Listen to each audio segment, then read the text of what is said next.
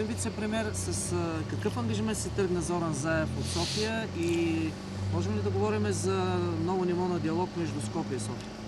Макар и късно, можем. България изложи своите позиции, българския премиер, и външния министър, и аз, своите позиции по отношение на преговорите, които се водят за началото на преговори с Македония за Европейския съюз. Не изразихме нашата позиция, която е ясна, категорична и напълно съвпада с решението на правителството от октомври миналата година, така наречената рамкова позиция, която беше одобрена от парламента.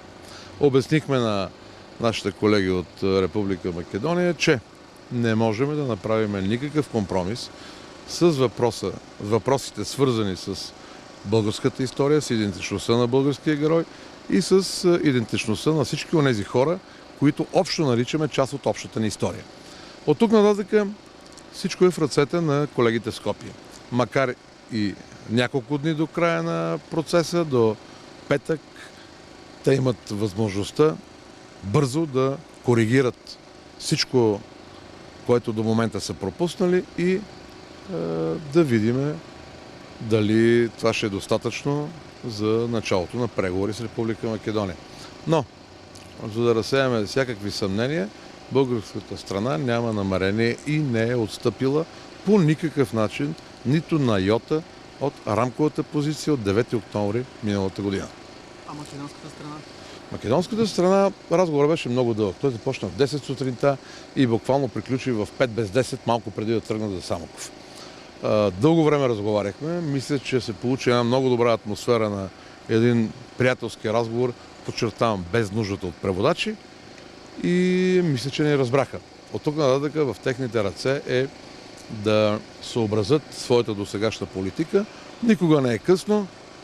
По-добре късно, както казва българския народ, отколкото никога. Но господин Заев не прие поканата и да откриете заедно паметник. Предложих му, но те бързаха да се върнат в Скопие и да почнат да работят по всички предложения, които сме направили на тези съвместни срещи, които продължиха, пак казвам, от 10 сутринта до 5 без 10 преди малко. Има ли нещо съществено, конкретно днес, което се промени спрямо позицията между двете страни? Мисля, че се промени едно.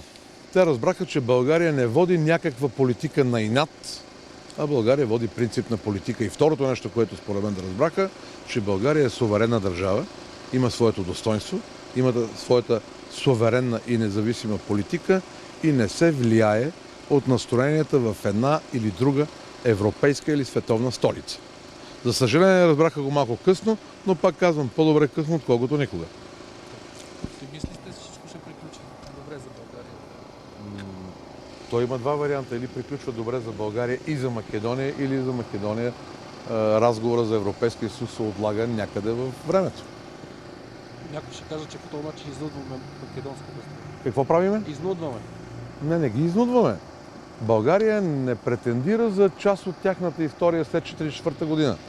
Ние не искаме нито Йосиф Броз Тито да бъде български герой, нито сръбските политкомисари или сръбските терористи, дошли от Белград, изривявали и убивали български войници, да бъдат наши герои. Те претендират за част от нашата история. Тази история е обща. Тя не е на някаква измислена нация. Нация е измислена в Москва през 1934 година. Така че никой никого не изнудва. В край на краищата не България е кандидат член на Европейския съюз, а Македония е кандидат член. И би следвало кандидат члена да се съобразява с онова изискване в Европейския съюз, което казва, че преди да стане член на Европейския съюз, не трябва да имаш нерешени въпроси със своите съседи. Това е принцип в Европейския съюз. Между другото, пак казвам, нямаше изнудване. Много откровен приятелски разговор, много директен, много, как да кажа, за съжаление такъв не бяхме водили до сега, но не по наша вина.